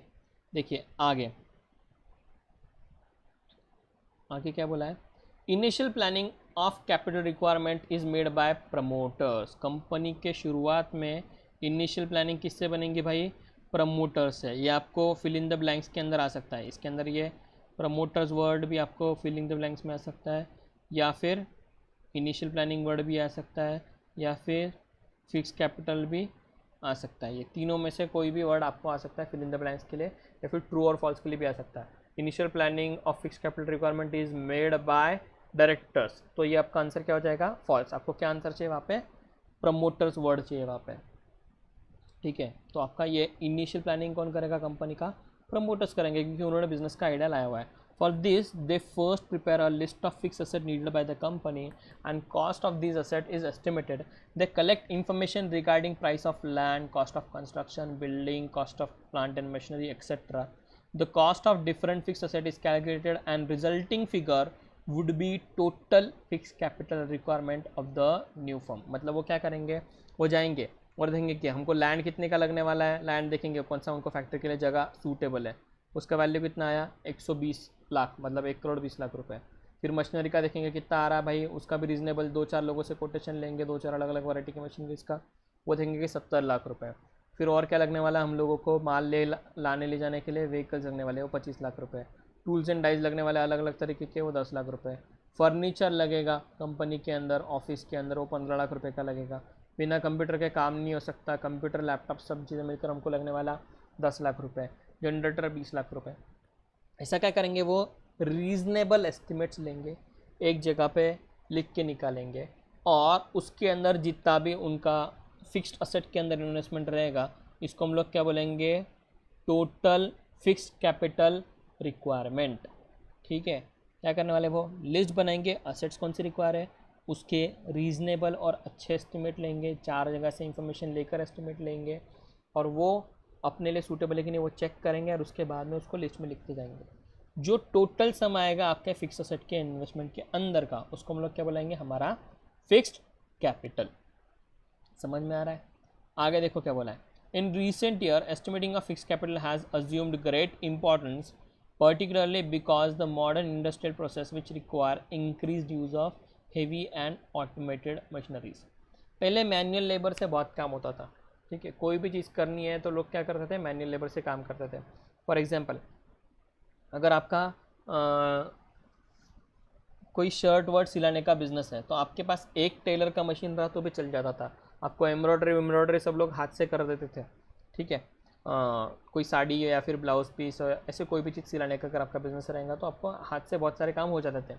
लेकिन अभी ऐसा होता है क्या, नहीं, अभी हर कारागिर को क्या लगता है, मशीन, वो भी कैसी मशीन लगती है, हाई स्पीड मशीन लगती है, ठीक है। मतलब आपको अभी लेबर इंटेंसिव ना रहने की वजह से, या फिर प्रोडक्शन का स्पीड आपको बढ़ाना है, ठीक है, प्रोडक्शन का स्पीड बढ़ाना है, प्रोडक्शन की क्वांटिटी बढ़ानी है, इसलिए आपको क्या करना पड़ता है, अभी हेवी मशीन्स लेने पड़ते हैं, ठीक है। तो पहले के ज़माने में आपको फिक्स कैपिटल का रिक्वायरमेंट ज़्यादा नहीं रहता था, लेकिन क्योंकि अभी बहुत ज़्यादा मशीन्स यूज़ हो रहे हैं, इसलिए क्या हो गया है कि कैपिटल का रिक्वायरमेंट हर जगह पे बढ़ गया है। फॉर एग्जांपल हम लोग क्लासेस ले रहे हैं, ठीक है, पहले क्लासेस लेना मतलब क्या रहता था, तो बस आप एक क्या करो, एक अच्छा सा रूम ले लो, उसके अंदर रूम के अंदर आप अच्छा सा बोर्ड लगा दो, ठीक है, वो ब्लैक बोर्ड भी चलता था, वाइट बोर्ड भी चलता था, जिसकी उसकी चॉइस के ऊपर। हम लोग तो शतरंजी पे बैठ बैठ के पढ़े थे सब चीज़ें, आप लोगों के लिए बेंचेस अवेलेबल रहते, बेंचेस ले लो, इसमें काम चल जाता था। अभी क्या क्या लगता है, अभी बच्चों को लगता है ये सब चीज़ें तो लगने वाली है, बोर्ड भी लगने वाला, ठीक है, बेंचेस भी लगने वाले, साथ में लगता है अभी क्या लगता है, प्रोजेक्टर, और क्या लगता है, लैपटॉप, ठीक है। फिर उसके बाद में हमको क्या लगता है, तो कैमरा लग रहा है, ये माइक लग रहे हैं, वो अलग अलग बड़े बड़े माइक आते हैं वो लगते हैं, स्पीकर्स लगते हैं, अलग अलग तरह के सॉफ्टवेयर्स लगते हैं, एप्लीकेशन का रिक्वायरमेंट होता है। तो जैसे जैसे हम लोग प्रोग्रेस कर रहे हैं, हम लोग ऑटोमेशन के पास जा रहे हैं, ठीक है, वैसे वैसे हम लोगों को क्या लगता है, अलग अलग मशीनरीज खरीदनी पड़ रही है। तो हम लोगों का पहले जो फिक्स कैपिटल का रिक्वायरमेंट था कोई भी क्लासेस का प्रोफेशन परस्यू करने के लिए, अभी उससे फिक्स कैपिटल का रिक्वायरमेंट कैसा हो गया है, थोड़ा सा ज़्यादा हो गया है हमको, क्योंकि बहुत मशीनरीज परचेस करनी पड़ रही है, एसीज भी लेने पड़ रहे हैं बहुत लोगों को, फिर उसके साथ में सीसीटीवी लगाने पड़ते हैं, अटेंडेंस के लिए बायोमेट्रिक सिस्टम रहता है या फिर कार्ड का सिस्टम रहता है, वो करना पड़ता है, पार्किंग अलग से लेनी पड़ती है, ऐसी बहुत सारी चीज़ें होती है। पहले लोग घर में शुरू कर देते थे, अभी घर में शुरू करना पॉसिबल है क्या, नहीं, बच्चे ही नहीं आते, ठीक है। तो इसलिए अभी क्या हो गया है, हर जगह पे increased use of heavy machine हो गया है। इसकी वजह से क्या हो गया है, फिक्स कैपिटल का रिक्वायरमेंट ज़रा ज़्यादा ग्रेट इंपॉर्टेंस का हो गया है, ठीक है, क्योंकि उसका वैल्यू ज़्यादा लगने लग गया है। पहले फिक्स कैपिटल के अंदर की इन्वेस्टमेंट कम थी, अभी ज़्यादा होने लगी है। An entrepreneur obtain funds for the purchase of fixed asset from capital market. Funding can come from issue of shares, debentures, bonds, obtaining even long term loans. अभी आपको फिक्स कैपिटल का इन्वेस्टमेंट जो करना है वो आप क्या करोगे, शॉर्ट टर्म फंड से करोगे क्या, दोस्त से जाके उधार लिया आपने और उससे आप क्या कर रहे हो, घर में टीवी एसी ऐसी कोई चीज़ ले रहे हो, तो उसमें कोई मतलब बनेगा क्या, नहीं। आपके घर में टीवी एसी या फिर आपकी कोई गाड़ी, आपके बिजनेस के अंदर की कोई मशीनरी आपके साथ सालों साल रहने वाली है। दोस्त आपको सालों साल के लिए 8-10 साल के लिए लोन देगा क्या, शायद नहीं देगा कोई भी दोस्त, ठीक है। मोस्ट ऑफ द टाइम्स तो कोई दोस्त ऐसा 8-10 साल के लिए कोई भी लोन देगा नहीं, ठीक है। आपको उसके लिए क्या करना पड़ेगा, कहाँ पे जाना पड़ेगा, कैपिटल मार्केट में। आपको उसके लिए लॉन्ग टर्म सोर्स से पैसा लाना पड़ेगा, क्योंकि आपका इन्वेस्टमेंट लॉन्ग टर्म एसेट में है, इसलिए आपको लोन भी कैसा लाना पड़ेगा, लॉन्ग टर्म में। इमीडिएटली वो कैश में कन्वर्ट होने वाला है क्या, नहीं होने वाला। आपने समझो एक लैंड ली, ठीक है, बिजनेस करने के लिए, फैक्ट्री खड़े करने के लिए, आपका फैक्ट्री खड़े होने को ही लग गया साल भर, ठीक है। दोस्त से आपने पैसा लोन पे लेके क्या किया था, लैंड खरीदी थी, साल भर के अंदर आपने उसको बोला था कि मैं साल भर में तेरे को पैसा लौटा दूंगा, ठीक है। आपका बिजनेस का शेड बनते हुए, फैक्ट्री का शेड बनते हुए, मशीनरी इंस्टॉल होते हुए, सब चीज़ें करते हैं, आपको लग गए 10 महीने। अब बिजनेस चालू होकर 2 महीना ही हुआ है, ठीक है। आप उसको लैंड का पैसा 1 साल में वापस दे सकते हैं क्या, नहीं दे पाएंगे। बिजनेस के अंदर से अगर आप तुरंत पैसा निकाल देंगे तो आपके पास वर्किंग कैपिटल के लिए कुछ नहीं बचेगा, है कि नहीं। इसलिए आप क्या करोगे हमेशा, तो आप लैंड जैसे लॉन्ग टर्म सोर्स के लिए या फिर फिक्स असेट खरीदने के लिए लोन कैसा लोगे, लॉन्ग टर्म का लोगे। आप किधर जाओगे उसके लिए, लॉन्ग टर्म सोर्स वाले मार्केट में, यानी कि कैपिटल मार्केट में जाओगे। शॉर्ट टर्म सोर्स वाले मनी मार्केट में जाएंगे क्या हम लोग, कभी नहीं जाने वाले। हम लोग दोस्तों से या फिर बैंक के कैश क्रेडिट जो हम लोगों ने पिछले साल सीखा था, ओवरड्राफ्ट अकाउंट, उसके अंदर जाएंगे क्या, नहीं। हम लोग क्या लेंगे, टर्म लोन लेंगे, डिबेंचर्स इशू करेंगे जिसका पीरियड लॉन्ग टर्म के लिए रहता है, हम लोग बॉन्ड इशू करेंगे जिसका पीरियड लॉन्ग टर्म के लिए रहता है, ये चीज़ें करेंगे। समझ में आ रहा है क्या, ठीक है। इसके लिए हम लोग को क्या, कहाँ पे जाना पड़ेगा, कैपिटल मार्केट के अंदर जाना पड़ेगा। और कैसे लेने पड़ेंगे, लॉन्ग टर्म के सारे लोन्स या फिर सोर्सेज ढूंढने पड़ेंगे। शेयर्स भी लॉन्ग टर्म का ही सोर्स आएगा। अब देखिए, आपको फिक्स कैपिटल कितना लगेगा, कैसा लगेगा, ये बहुत अलग अलग फैक्टर्स के ऊपर डिपेंड करता है, ठीक है। कौन से फैक्टर्स के ऊपर डिपेंड करता है हमको अभी ये समझ कर लेना है। नाउ तो अलग अलग बिजनेस के हिसाब से अलग अलग तरीके का फिक्स कैपिटल का आपका रिक्वायरमेंट रह सकता है, ठीक है। हम लोग एक एक कर समझते हैं। सबसे पहले हम लोग देखने वाले हैं क्या पॉइंट बोला हुआ है, नेचर ऑफ बिजनेस। आपका नेचर ऑफ बिजनेस किस तरीका का है, इसके ऊपर डिपेंड करता है कि आपको फिक्स कैपिटल ज़्यादा लगने वाला है कि कम लगने वाला है। फॉर एग्जाम्पल, आपको बनाना है नासिक के अंदर जो फ्लाईओवर बना हुआ है, वैसा फ्लाईओवर बनाकर क्या करना है, गवर्नमेंट को हैंड ओवर करना है। अब ये फ्लाईओवर कुछ 1000, 2000, 5000 रुपये में बन जाता है क्या, लाखों में बनता है क्या, करोड़ों में बनता है क्या, हाँ करोड़ों में बनता है, लाखों हज़ारों में बनता नहीं है। इसको हमको फंड्स कितने लगते हैं, 2-5 करोड़ रुपये में बन जाएगा क्या, नहीं बनेगा सर, ठीक है। इसके लिए हमको कितना पैसा लग सकता है, 100-500 करोड़, 2000 करोड़, 1000 करोड़, इतना पैसा लग जाता है ऐसे बड़े बड़े फ्लाईओवर बनने के लिए, ठीक है। तो ये पैसा आप क्या करेंगे, कैसे लेके आएंगे, ठीक है। अभी ये पैसा भी आपका जो इन्वेस्टमेंट है पूरा का पूरा किस में हो गया, ये फ्लाईओवर के अंदर एक भी चीज़ वर्किंग कैपिटल की नहीं है।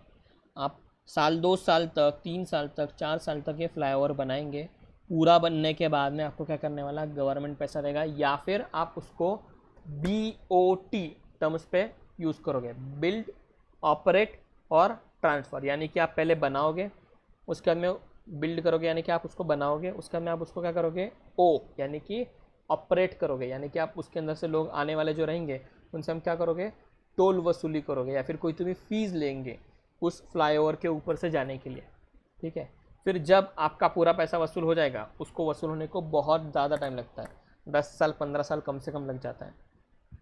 ठीक है, तो 2-3 साल बनने में लगा, 10-15 साल पैसा वसूल होने में लगा, इतने साल तक आपका पूरा पैसा वसूल होने वाला नहीं है। और उसके बाद में आप क्या करोगे, उसको ट्रांसफ़र करोगे। गवर्नमेंट शायद आपको शुरुआत में थोड़ा सा पैसा देगी, लेकिन बाद में आपको मैक्सिमम पैसा क्या करना पड़ेगा, सारा का सारा खुद ऑपरेशन से वसूल करना पड़ेगा। इसलिए हम इसको बोलते हैं BOT, बिल्ड ऑपरेट ट्रांसफ़र। ठीक है, तो ऐसे बिल्ड ऑपरेट ट्रांसफ़र से कौन सी चीज़ें बनती है, तो अलग अलग तरह के फ्लाईओवर बनते हैं। जो हमारे मेट्रो के प्रोजेक्ट बन रहे हैं, ये सारे BOT टर्म्स पे बने हुए हैं। अभी जो आपने सुना होगा कि मेट्रो के प्रोजेक्ट्स हमारे बने हुए हैं, किसने बनाए हुए हैं, रिलायंस इंफ्रास्ट्रक्चर नाम की कंपनी, उसने बनाए हुए। ठीक है, उसने वो बना लिया, अभी वो अगले 8-10 साल तक उसको ऑपरेट करेंगे, 10 साल 15 साल तक, मुझे पता नहीं कितने साल तक करने वाले। ठीक है, तो 8-10 साल 15 साल 20 साल तक उसको ऑपरेट करेंगे, यानी कि उसको चलाएगी। एंड वो चलाने के बाद में जब उनका पैसा विथ प्रॉफिट जब वसूल हो जाएगा, ठीक है, विथ इंटरेस्ट कॉस्ट जब वसूल हो जाएगा, उसके बाद में वो क्या करेगी, ट्रांसफ़र कर देगी, हैंड ओवर कर देगी, किसको, गवर्नमेंट को। ठीक है, तो ये बिल्ड ऑपरेट और ट्रांसफ़र के टर्म्स पे हमारी क्या बनती है, बहुत सारी पब्लिक यूटिलिटीज़ बनती है, या फिर जिसको हम लोग इंफ्रास्ट्रक्चर भी बोल सकते हैं। ये जो कंपनीज है, इनको क्या लगेगा, 10-10 15-15 20-20 साल तक के लिए पैसा अटका कर रखना पड़ेगा।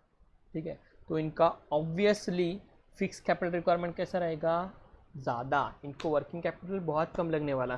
समझो 2000 करोड़ रुपए का प्रोजेक्ट है, तो इनको 1990 करोड़ रुपए किसके लिए लगेंगे भाई, उनके फिक्स प्रोजेक्ट के अंदर लगेंगे, और ऊपर के 10 करोड़ रुपए वर्किंग कैपिटल के अंदर लगेंगे। यानी कि ऑलमोस्ट समझ लीजिए कि 99.5% पैसा उनको किसके अंदर लग रहा है, तो पूरा का पूरा फिक्स कैपिटल में, और 0.5% कैपिटल कहाँ पे लग रहा है उनको, वर्किंग कैपिटल के अंदर लगने वाला है। वही अगर कोई बंदा अगर ट्रेडिंग बिजनेस में, ट्रेडिंग बिजनेस मतलब क्या, माल लिया बेचा, लिया बेचा, लिया बेचा, जैसे आपके यहाँ पे जो दुकानदार रहता है वो बंदा है। ठीक है, कोई भी शॉपकीपर हो गया, कोई स्टेशनरी का शॉप हो गया, कोई किराना का शॉप हो गया, ऐसे कोई भी शॉप वाला हुआ जो कुछ बना नहीं रहा है, बस माल लेके आता है और लेके आपको बेच देता है, तो ऐसे बंदे को हम लोग बोलते हैं क्या, ट्रेडर। अब ये बंदा क्या करने वाला, माल लाने वाला, जैसे रिक्वायरमेंट रहेंगी, डिमांड रहेंगी, वैसे माल लेके आएगा, थोड़े दिन रखेगा अपने पास, जैसे ही माल बेचा जाता है वैसे पूरा खपा देगा, बेच देगा, वापस जाएगा, कैश कन्वर्ट होके आ गए, उससे माल लेगा, उससे वापस क्रेडिटर्स को पेमेंट कर देगा कैश से, फिर क्रेडिटर से और माल लेगा, और माल लेके डेटर्स को बेचेगा, डेटर से वापस कैश आएंगे, और कैश से वापस दूसरा माल खरीदने जाएगा। तो ये बंदा ट्रेड करने वाला है। इस बंदे को फिक्स कैपिटल का रिक्वायरमेंट ज़्यादा रहेगा क्या, नहीं रहता। जैसे फॉर एग्जांपल हम लोगों के जैसे होलसेलर लोग, होलसेलर लोगों के लिए क्या रहता है, बस उनको एक अच्छा सा गोडाउन ज़रूरी होता है। ठीक है, और उनको कुछ व्हीकल्स वगैरह लगते हैं, उनको दुकान में बहुत ज़्यादा फर्नीचर बनाने के रखने की ज़रूरत है क्या, नहीं, क्योंकि वहाँ पे रिटेल करने के लिए कोई आने वाला नहीं है। ठीक है, तो इनका फिक्स कैपिटल के अंदर रिक्वायरमेंट बहुत ज़्यादा रहेगा, ज़रूरी नहीं है। होलसेलर लोगों का कैसा रहेगा, फिक्स कैपिटल के अंदर रिक्वायरमेंट बस 10-20%, 30%, 25% रहेगा, बाकी का बचा हुआ सारा का सारा रिक्वायरमेंट किस में रहेगा, ज़्यादा वर्किंग कैपिटल में। वही इंफ्रास्ट्रक्चर कंपनी में क्या रहेगा, 99% तक किसके अंदर रह सकता है, फिक्स कैपिटल में। तो आपका नेचर क्या है, आप पब्लिक यूटिलिटीज़ कर रहे हो, ट्रेडिंग बिजनेस कर रहे हो, आपकी कोई फैक्ट्रीज़ है कि क्या है, इसके ऊपर डिपेंड करता है कि आपका फिक्स कैपिटल का रिक्वायरमेंट ज़्यादा रहेगा कि कम रहेगा। ठीक है, उसके हिसाब से आप आपके सोर्सेज ऑफ फाइनेंस क्या है वो डिसाइड करते हो। तो ये पहली चीज़ होगी, nature of business. Fix capital आपको रिक्वायरमेंट जाननी है आपकी, तो आपको क्या देखना पड़ेगा, सबसे पहले आपका नेचर ऑफ बिजनेस देखना पड़ेगा। उसके बाद में हम लोग देखेंगे हमारा साइज़ ऑफ बिजनेस। ठीक है, अगर समझो हम लोग कोई किराना के दुकान की बात करते हैं, ठीक है। तो अगर मेरा समझो सिंगल या फिर 2 शॉप का दुकान है, ठीक है, तो मेरे लिए कैपिटल का रिक्वायरमेंट कितना हो सकता है? फिक्स कैपिटल का रिक्वायरमेंट क्या रहेगा? 2 शॉप के जितना मुझे जो फर्नीचर वर्नीचर बनाना है वो रहेगा, ठीक है, साथ में मैं कुछ बोर्ड वोर्ड लगाऊंगा, वो सब चीज़ों का रहेगा, ठीक है। तो मेरा साइज़ ऑफ बिजनेस छोटा रहेगा तो क्या हो जाएगा, एक ही दुकान अगर मेरी रहेंगी तो मेरा फिक्स कैपिटल का रिक्वायरमेंट कैसा रहेगा, थोड़ा सा 2-5 लाख 10 लाख रुपए के आसपास रहेगा। लेकिन वही मेरा क्या है, बड़ी रिटेल चेन है, फॉर जैसे कि मेरा मैकडोनल्ड्स या फिर सबवे वगैरह जैसा चेन है, या फिर गोली वड़ा पाव वाला जैसा चेन है, इसके 100 200 200 500 आउटलेट है, या फिर मेरा बड़ा सा मॉल है, ठीक है। कैसा मॉल है? बिग बाज़ार वगैरह जैसे मॉल है। तो इनके मॉल में बस आपको फिक्स असेट दिखती क्या, नुस्ती रैक्स लगाई दिखती क्या? नहीं, तो रैक्स रहती, फिर बड़े बड़े फ्रीजर्स रहते हैं, फिर वहाँ पे पूरा जो आपका स्टोर रहता है सारे के सारे क्या रहता है, पूरा एयर कूल्ड रहता है, एयर कंडीशन रहता है, यानी कि बड़े बड़े एसी लगाए हुए रहता है, वहाँ पे सेंट्रलाइज्ड एसी रहता है। उसके अलावा बिलिंग काउंटर के यहाँ पे कंप्यूटर्स रहेंगे, फिर वो स्कैनर्स रहेंगे, अलग तरह का उनका फर्नीचर बनाया जाएगा, चेयर्स रहेंगे, ऐसी बहुत अलग अलग चीज़ें वहाँ पे रहने वाली। मॉल में रहेंगे तो एस्केलेटर्स रहेंगे, लिफ्ट रहेंगी, वो जो ट्रॉली आती वो छोटे बिजनेस को नहीं लगेंगी लेकिन बड़े बिजनेस को लगने वाली है, ठीक है। ये ट्रॉली भी क्या होगी, आपकी फिक्स्ड असेट होगी। तो ये लार्ज स्केल के बिजनेस के लिए क्या हो जाएगा, फिक्स असेट ज़्यादा रखने पड़ेंगे। ऑफकोर्स अगर आप मॉल में जा रहे हो और वहाँ पे फ़ैन लगा हुआ ऊपर से, तो आप शायद वहाँ पे शॉपिंग करोगे नहीं, वो सेंट्रलाइज्ड एसी रहेगा, एयर कंडीशन रहेगा, तभी शायद आप उसके अंदर शॉपिंग करने वाले हो, ठीक है। तो आप वो देखोगे, आपका बिजनेस का साइज़ अगर बड़ा है, मॉल जैसा है, बड़ा रिटेल चेन जैसा है, तो आपका फिक्स कैपिटल का रिक्वायरमेंट ज़्यादा रहेगा। लेकिन वही आपका एक ही शॉप है तो आपका फिक्स कैपिटल रिक्वायरमेंट कैसा रहेगा, कम रहेगा। आप लोगो वो बनाना और ये बहुत सारी चीज़ों के अंदर पड़ेंगे क्या, नहीं पड़ेंगे, क्योंकि लोगों के लिए भी आपको इन्वेस्टमेंट करना पड़ता है। लोगो भी आपके लिए क्या रहता है, एक तरह का फिक्स एसेट रहता है, आपका ट्रेडमार्क बनकर रहता है वो लोगो, ठीक है। तो उसके अंदर भी आप रजिस्ट्रेशन वगैरह कराने के खर्चे में नहीं पड़ोगे, तो आपका फिक्स कैपिटल का रिक्वायरमेंट कैसा हो जाएगा, शायद थोड़ा सा कम हो जाएगा, क्योंकि आपका साइज़ कैसा है, छोटा है। लेकिन वही अगर बड़ा बिजनेस रहा तो आपको ये सब चीज़ें करनी पड़ेंगी, एयर कंडीशनिंग के साथ में सब चीज़ें करनी पड़ेंगी, तो आपका फिक्स कैपिटल का रिक्वायरमेंट भी कैसा रहेगा, ज़्यादा रहेगा। तो साइज़ पे डिपेंड करता है। Where a business firm is set up to carry large scale operations, its fixed capital requirement is likely to be high. It is because most of their production process are based on automatic machines and equipments. ठीक है, इसका और एक example देता हूँ। अब हम लोगों को सोडे 2 तरीके के पता है, एक पैकेज्ड बॉटल के अंदर सोडा आता है वो, और एक दूसरा जो ठेले पे ऐसे गोल गोल उठा के ना कोई घोटी सोडा बनाते हैं वो, ठीक है। अब कोको कोला पेप्सी की कंपनी में कोई ऐसा गोल गोल हिलाते हिलाते सोडा बनाता होगा क्या? नहीं बनाता होगा। वहाँ पे ऑटोमेटेड मशीन्स रहेंगी, उनका स्केल ऑफ बिजनेस ज़्यादा रहेगा, उनका माल पूरे इंडिया में जाने वाला रहेगा, तो उनके यहाँ पे बिजनेस का रिक्वायरमेंट के हिसाब से फिक्स कैपिटल का रिक्वायरमेंट भी कैसा रहेगा, ज़्यादा रहेगा। उनकी अलग 1760 ट्रक्स रहेंगी, ट्रेज रहते हैं, उसके बाद में उनको क्या लगेगा, तो उनको कांच की बॉटल लगेंगी अलग से, वो भी उनका फिक्स कैपिटल का इन्वेस्टमेंट रहेगा। उसके बाद में उनको और क्या लगने वाला है, तो मशीनरीज लगेंगी, बड़े बड़े कार्बन डाइऑक्साइड के स्टोरेज लगेंगे, वाटर उनको बहुत सारा संभाल के रखना पड़ेगा, फ्लेवर्स अलग से करने पड़ेंगे, तो उनके पास बड़े बड़े ऐसे ये रहते बड़े बड़े कंटेनर्स रहेंगे जिसके अंदर सब चीज़ें वो संभाल के रखेंगे, तो वो रहेगा, ठीक है। इसलिए उनका फिक्स कैपिटल का रिक्वायरमेंट कैसा रहेगा, ज़्यादा रहेगा। और वही जो गाड़े वाला गोटी छोड़ा वाला बंदा रहेगा उसका इन्वेस्टमेंट क्या रहेगा, तो एक गाड़ा रहेगा, ठेला रहेगा, फिर उसके साथ में क्या रहेगा, कुछ 8-10 ग्लासेस रहेंगे उसके पास, वो गोल गोल हिलाने वाला एक मशीन रहेगा, उसके अंदर डालने वाली वो गोटी आती वो रहेंगी, कुछ सोडा वोडा डालने के लिए 2-4 डब्बे रहेंगे, और अलग अलग फ्लेवर के हिसाब से नींबू वींबू निचोड़ने के हिसाब से थोड़ी सी चीज़ें रहेंगी। तो उसका फिक्स कैपिटल का रिक्वायरमेंट कैसा रहेगा, बहुत कम रहेगा, ऑटोमेशन बहुत कम रहेगा उसके पास। और बड़ी कंपनी में ऑटोमेशन बहुत ज़्यादा रहेगा, इसका ऑटोमेशन जितना ज़्यादा उसका फिक्स कैपिटल का रिक्वायरमेंट उतना ज़्यादा रहेगा। समझ में आ रहा है, ठीक है, ओके। फिर उसके बाद में हम लोग क्या देखने वाले हैं, स्कोप ऑफ बिजनेस। अभी आपके बिजनेस का स्कोप किस किस तरह से रह सकता है, तो आप बिजनेस में 3 तरह के, बेसिकली 3 या 4 तरह के आप बिजनेस कर सकते हो। एक रहेगा आपका मैन्युफैक्चरिंग प्रोसेस रह सकता है, अगर मैं कुछ चीज़ बनाकर बेच रहा हूँ, ठीक है, खुद बना रहा हूँ और खुद बेच रहा हूँ, उसको मैं बोलूँगा मैन्युफैक्चरिंग बिजनेस। दूसरा रह सकता है मैं क्या करता हूँ, चीज़ बल्क में ला रहा हूँ और लोगों को बल्क में बेच रहा हूँ, या फिर थोड़ा थोड़ा करके बेच रहा हूँ, ज़्यादा क्वांटिटी में बेच रहा हूँ, ठीक है, 1 डज़न 2 डज़न ऐसा बेच रहा हूँ, तो मेरा बिजनेस कौन सा हो जाएगा, होलसेलर का, ठीक है। वो मेरा एक नेचर रह सकता है। और तीसरा मेरा नेचर रह सकता है कौन सा, रिटेलर का, जिसके अंदर वो माल थोड़ा थोड़ा लाएंगा, थोड़ा थोड़ा बेचेंगा, इस तरह से रहेगा। अब जो मैन्युफैक्चरिंग करने वाला बंदा रहेगा, इसको हम लोगों ने जैसे ऊपर देखा, उसको हम लोग क्या लगने वाला, ऑटोमेटिक मशीन्स और इक्विपमेंट लगने वाला है, ठीक है। तो इसका फिक्स कैपिटल का रिक्वायरमेंट कैसा रहेगा, ज़्यादा रहेगा, लेकिन फिक्स का कैपिटल के अंदर उसको इन्वेस्टमेंट स्टॉक की भी बहुत ज़्यादा करनी पड़ेगी, क्योंकि वो मशीन चलाने के लिए उसको लार्ज क्वांटिटी में प्रोडक्शन करना पड़ेगा। अगर उसको लार्ज क्वांटिटी में प्रोडक्शन करना है,